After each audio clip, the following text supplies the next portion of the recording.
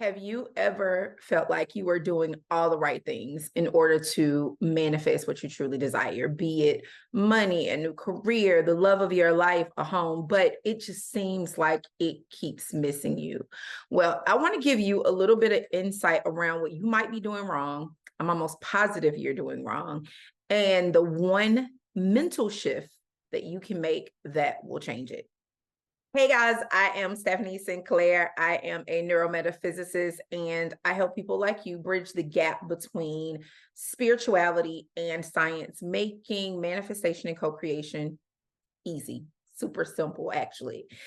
And as much as I say it's easy, people really struggle with conscious co-creation.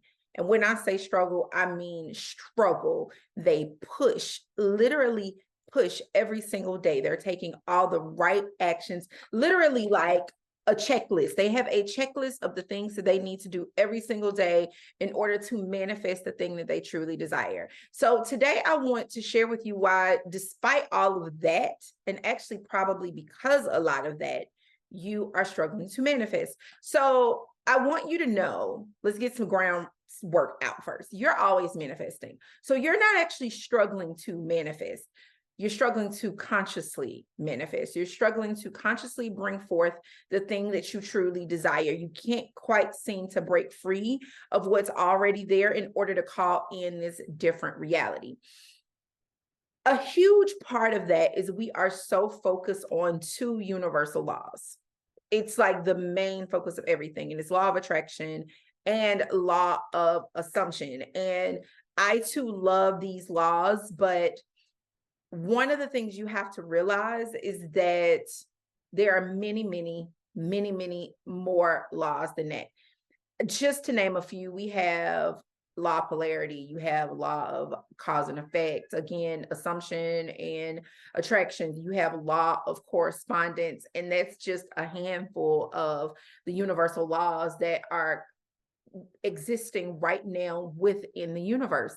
It's important for you to recognize that if you only choose one or two of those universal laws, you are missing all the other laws. So you may be consciously utilizing law of attraction and you're missing out on cause and effect, polarity. You're missing out on the other things that actually affect the outcome of what it is that you are looking to create. But I want to give you a simple trick. And this is where we are really coming to blend in that science piece and that spirituality piece. And you hear me talk about this very often. I don't know if I always call it this, but let's call it the law. Yeah, I'm coming up with it as I say it. Let's call it the law of divine oneness.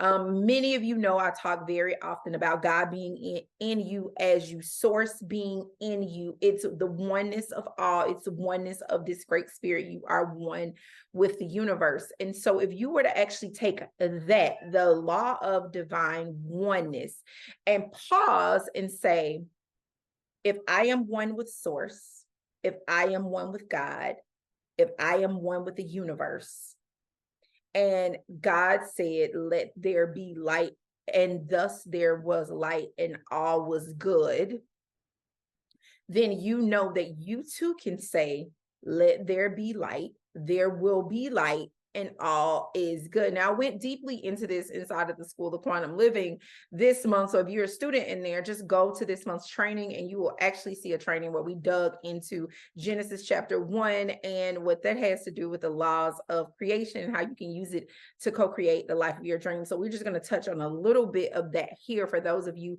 who don't have access to my higher level premium teachings.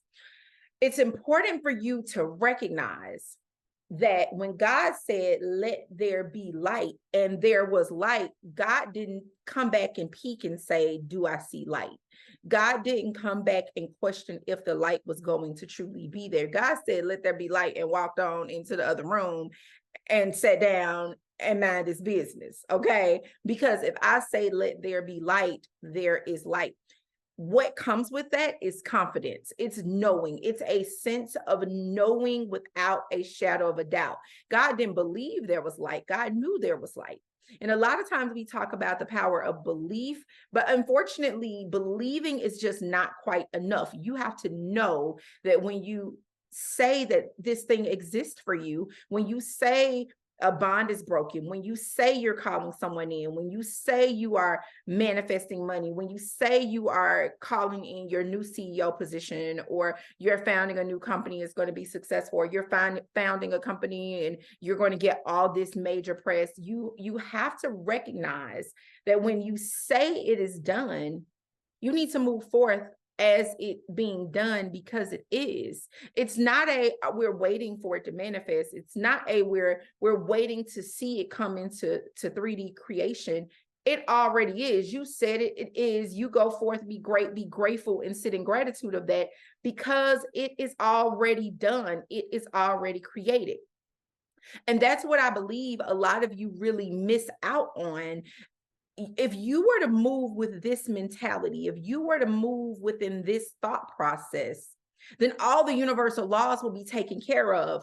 Polarity, law of cause and effect, attraction, assumption, every last law will be taken care of.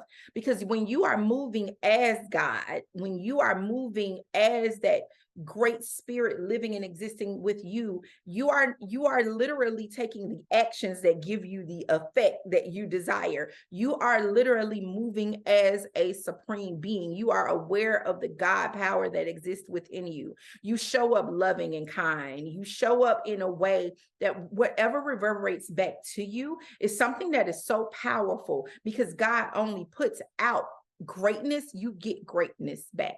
And so a key piece of what's happening here is you're moving as a peasant. You're moving as a pauper. You're moving as a person who doesn't have any power. You're moving as a person who's begging and waiting and wishing and hoping that something magnificent would occur for you. You're moving as a person who put out a request to the universe, and now you're like, please, come on, bring it to me. Please, let me keep checking, and let me keep checking my bank account. Let me keep checking to see if a client signed up. You're moving in unsureness. You're not moving in ultimately. When you are in a space that you are not creating what you desire, it's because you're moving in that way.